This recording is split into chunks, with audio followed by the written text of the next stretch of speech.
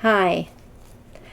I forgot something the last time I was doing the coverage of Acts 9, verses 6 to 17 in the Bearing book. So I'm just going to go back and talk about something that I think is very important, especially for ex-Jehovah's Witnesses.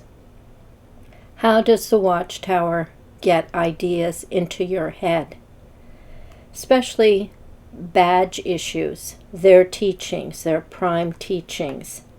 Basically, it's through repetition and using certain phrases repeatedly. This makes witnesses feel distinct from other churches and also superior in some ways, that they have special light. So I'm going to reread just a portion of paragraph 11. This is chapter 8 of this book. Jesus plays an active role in directing the preaching work, just as he promised he would, Matthew 28:20.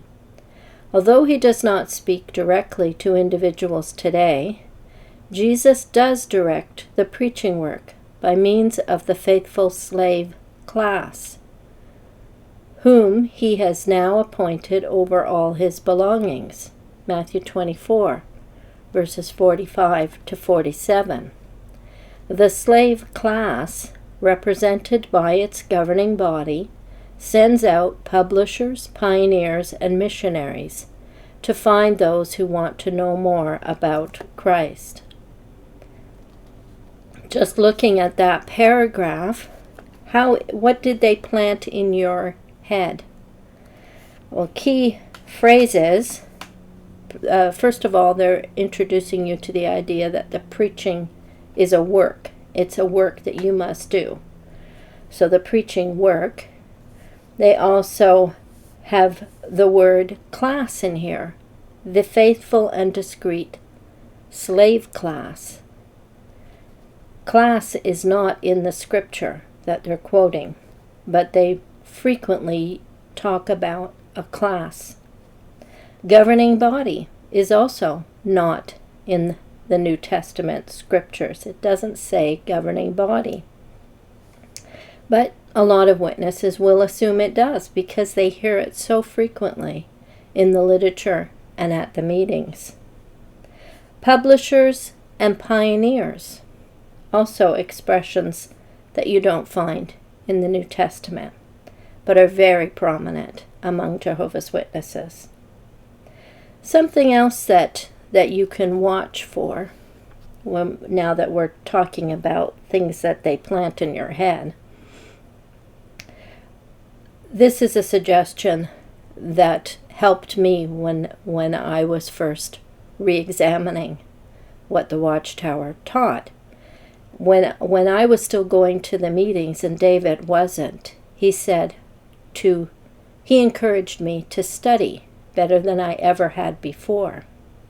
So when I was preparing to study for a meeting, he suggested I not only read the Watchtower's publication, but look up all the scripture references, and not just read the verses they direct you to, but read the chapter they're in. So I began to do this, and it helped because frequently you see the application that the Watchtower makes to a text is dismantled simply by reading the context. So I would encourage that as a way of getting Watchtower ideas out of your head. Second thing that you should watch for is assertive statements with no references. So a lot of times they will tell you something as if, well, this is the gospel truth, but they won't give you a scripture reference, and they'll state it in such a way that you would feel it must be true, or it'd be foolish not to think it was true. Phrases like, in the footnote of this one, they had a phrase that said, It is likely. So when you hear something like that, that is kind of a prompt to make you just think it must be true. So phrases like "it is likely," the assertion that we read, although he does not speak directly to individuals today, it's just stated in a way that this is the truth. They don't give you any reason for believing this. They don't give you a scriptural backing. Excuse me. So I would suggest you look for things like "it is likely," "evidently," "it is reasonable," "no doubt," "without a doubt." These are all loaded suggestions. Things like honest-hearted people will see this. It is reasonable to believe this. If you aren't reasonable, if you don't believe it, you must be unreasonable. Are you honest-hearted? All these things you should watch for. Did you look up the last time I mentioned the scripture Galatians 1:11-12, which was a description of the life of the Apostle Paul when he first became a believer? And so I just had this question. Would you get the same picture of God's organization, the model being Jehovah's Witnesses, JW.org, and the control that they have? Would you get that from the testimony of Paul about his faith journey? Since I'm going back, I'll read you part of that. Galatians 1:11, right through to the beginning of chapter 2. I want you to know, brothers, that the good news I declare to you is not of human origin. For neither did I receive it from man, nor was I taught it, but it was through a revelation by Jesus Christ.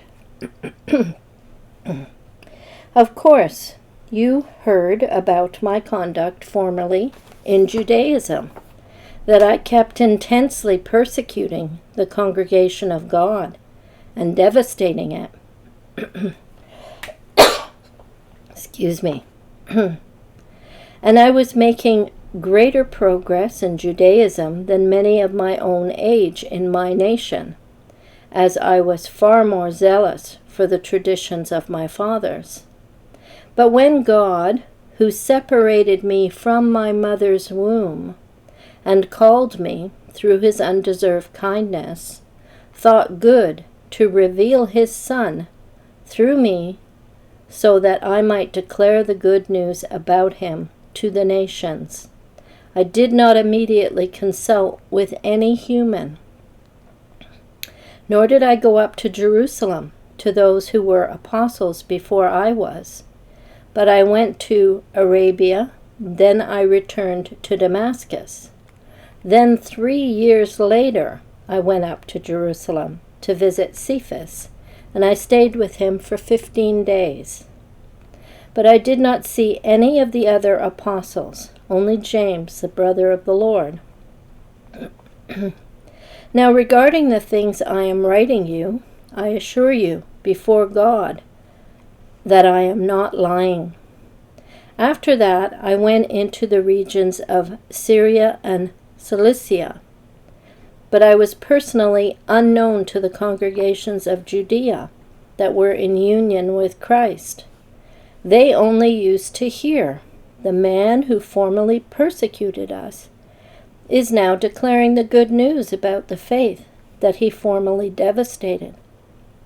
So they began glorifying God because of me. Then, after 14 years, I again went up to Jerusalem with Barnabas, also taking Titus along with me. I went up as a result of a revelation, and I presented to them the good news that I am preaching among the nations. Now we could keep going, but does that sound like jw.org. Does it sound like the way we do things as Jehovah's Witnesses?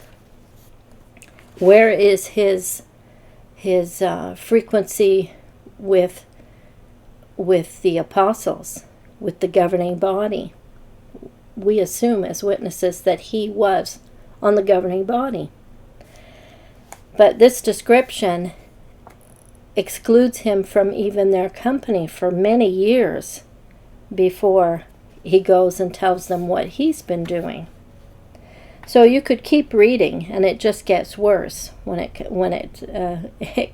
worse from the point of view of it doesn't match up with the way our religion, our organization does things. The fact that he wasn't taught by a human, he didn't go through a Bible study to become a believer. He had a revelation. He met the Lord. All right, so I'm going to link to a video. It's another video about the way the Watchtower has so influenced us. This one is about the cross.